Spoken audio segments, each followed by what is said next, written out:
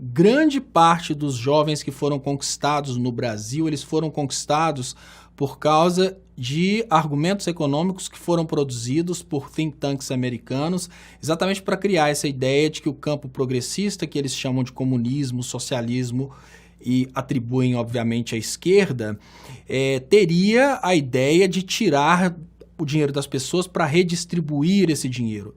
Isso é o bicho-papão, isso é uma forma de criar medo no coração das pessoas.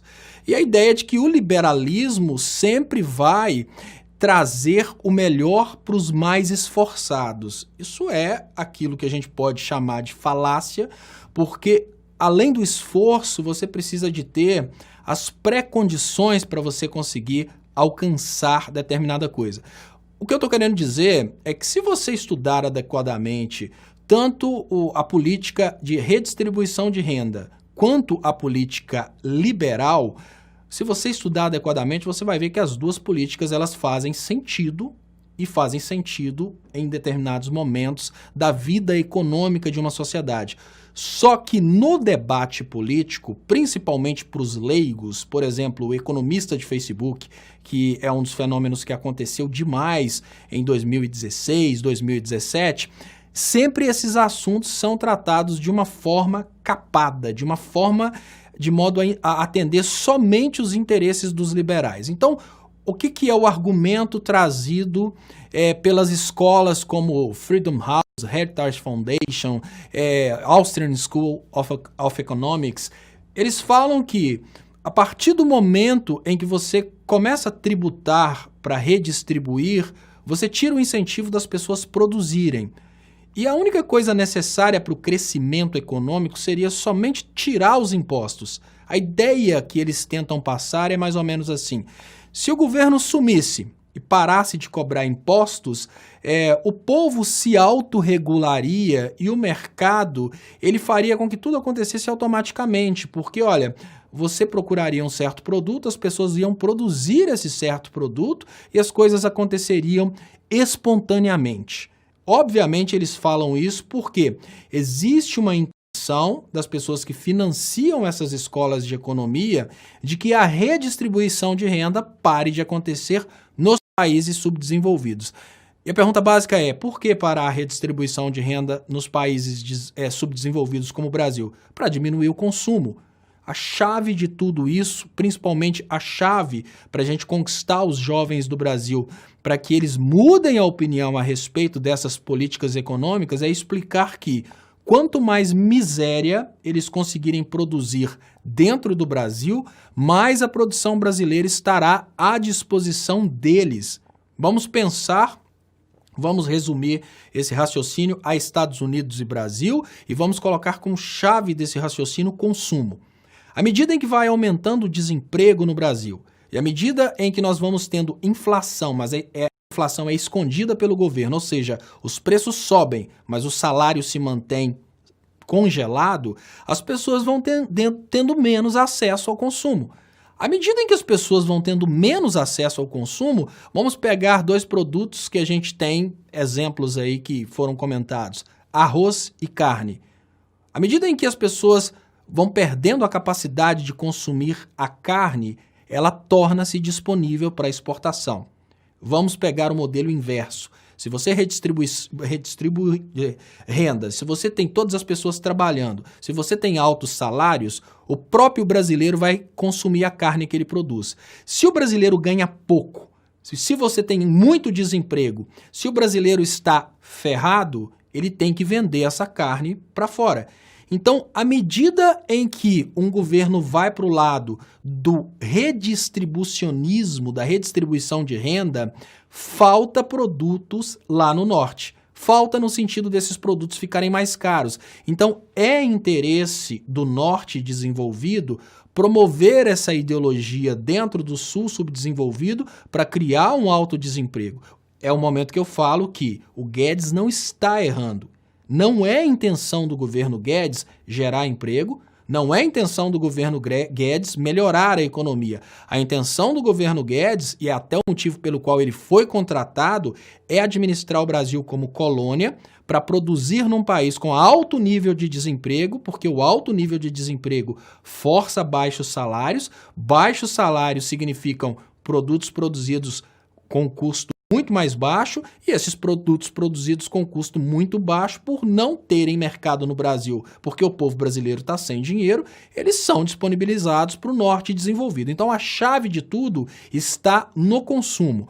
Quando uma pessoa vai atacar, quando um pobre de direita vai atacar a redistribuição de renda, é muito difícil você convencer um pobre a lutar contra as políticas que beneficiam os pobres. Então, a primeira coisa que você precisa fazer é convencer esse cara que ele não é pobre. É tirar a consciência de classe. Foi isso que eles fizeram. Deslocaram o pobre da condição de pobre para a percepção de rico em potencial. Rico em potencial é mais ou menos assim, olha, uma criança é um adulto em potencial, porque a tendência natural da criança é ser adulto um dia. Isso é uma condição que só não vai acontecer se a pessoa morrer. Mas na condição econômica não é bem assim. A probabilidade de, com o trabalho, uma pessoa ficar rica, igual um Bill Gates, é muito menor do que a probabilidade de uma pessoa ganhar na Mega Sena. Mas eles introduzem a ideia de que, por mais que à medida em que você vai se esforçando no liberalismo, você vai conquistando o seu lugar no espaço, como se os recursos fossem infinitos. Com essa ideologia, o pobre começa a lutar contra as políticas que beneficiam o pobre, como, por exemplo, escola pública, saúde pública, por exemplo, as políticas de redistribuição direta de renda, como bolsas contra a miséria, né? Programas normalmente voltados à população mais pobre. Porque o cara pensa assim, eu até estou recebendo isso hoje, mas eu sou tão trabalhador que daqui uns dias eu vou estar entre os ricos, então eu tenho que me comportar hoje como se eu já fosse um rico. Isso é uma programação mental, isso é uma estratégia. Mas por que não tem absolutamente nada a ver a ideia da redistribuição de renda com a ideia, por exemplo, da pobreza de Cuba? A pobreza de Cuba está conectada ao embargo econômico, que é uma coisa que eu aconselho a gente nem entrar nesse assunto. O que a gente precisa falar, se a gente tenta defender Cuba, a gente sai do foco do nosso debate e a gente não fala exatamente sobre o ponto em que somos fortes. Nós temos um exemplo de aplicação de uma política econômica keynesiana no Brasil, que é um exemplo de sucesso. O ex-presidente Lula, no lugar de admitir o Brasil como sendo um país somente para tratar de gringo, ele cuidou do Brasil como um país para tratar dos brasileiros. Então ele criou renda nas mãos dos mais pobres, porque os mais pobres começaram a ter renda, ele criou também a possibilidade de pessoas começarem a produzir para vender para os mais pobres. Então, ele criou uma série de condições para que, através da redistribuição de renda, a gente tivesse em conjunto um aumento da produção. Então, foi um projeto muito bem estruturado e muito bem costurado, né? A gente teve um projeto, por exemplo, para incentivar a agricultura familiar a produzir. O governo entrava subsidiando, por exemplo, a matéria-prima, comprava a produção, empregava essa produção ou nas escolas ou então no estoque para evitar acontecer o que está acontecendo hoje, falta de produtos e aumento de preços. Subsidiando a agricultura familiar, o governo colocou um monte de famílias para trabalharem. Pagando Bolsa Família, o governo incentivou o nascimento de muitas unidades comerciais, geração de muitos empregos. Pagando Bolsa Família, incentivando a agricultura familiar, aumentando o número de escolas, o governo foi expandindo não a base monetária, a base produtiva.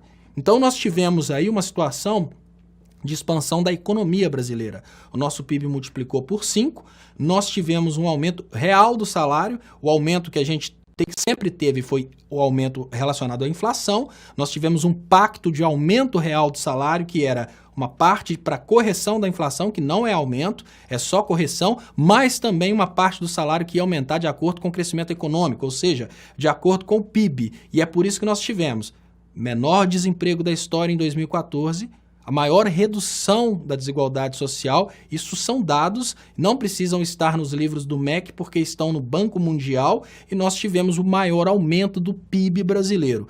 O que isso causa na prática? Na prática, isso causa uma disputa por recursos naturais. No momento que o brasileiro começa a ter condições de comer carne, o americano tem que pagar mais caro na carne. No momento em que as indústrias brasileiras começam a competir mercados fora do Brasil, as indústrias americanas, por exemplo, da construção civil, perdem clientes fora do Brasil. Olha que coisa maravilhosa o liberalismo na época em que o Brasil estava vivendo a política do Mercosul e o Brasil estava fornecendo serviço de ponta e comprando matéria-prima. A gente vendia serviços de alta tecnologia para países africanos, a gente vendia serviços de alta tecnologia para países sul-americanos. Esse liberalismo é bom. Qual liberalismo que é ruim? É o atual neoliberalismo brasileiro, porque nesse liberalismo pós-Operação Lava Jato, nós tivemos nossa indústria destruída e no lugar de nós vendermos tecnologia de ponta e darmos emprego de qualidade para a população brasileira, nós estamos gerando um emprego de qualidade lá no norte e aqui no Brasil nós estamos fazendo serviço pesado. Então, ao estudar as teorias econômicas, a gente tem que estudar a forma como elas mais contemplam os nossos interesses. Por exemplo, os Estados Unidos que pregaram após a Segunda Guerra Mundial o liberalismo acima de tudo, os Estados Unidos que criaram as instituições de Bretton Woods, que era mais ou menos assim, o liberalismo é a regra.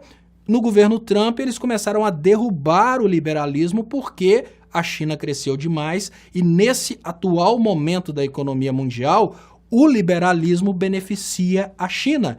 Como o liberalismo mundial beneficia a China, os Estados Unidos estão abrindo mão do liberalismo, eles já estão indo para o lado do protecionismo. Então, as ciências econômicas, elas precisam ser adequadas aos interesses da nação. O liberalismo ele é muito interessante para o Brasil, quando o Brasil está fazendo negócios, por exemplo, com países africanos, oferecendo produtos industrializados e equalizando a balança comercial no recebimento de produtos primários. Mas agora, no pós-lavajatismo, indústria brasileira destruída, nós estamos fornecendo produtos primários, nós estamos com uma taxa de desemprego altíssimo, nós estamos na condição de colônia. Agora o liberalismo desce o chicote no nosso lombo. Mas explicar essas escolas, explicar esses mecanismos e o mais importante, explicar como esses mecanismos influenciam no prato, na casa de cada um, na vida de cada um, no salário de cada um, que é o grande desafio do campo progressista. A gente tem que saber fazer isso. Saber economia, para nós hoje, não é uma questão de luxo, é uma obrigação, porque senão a gente não vive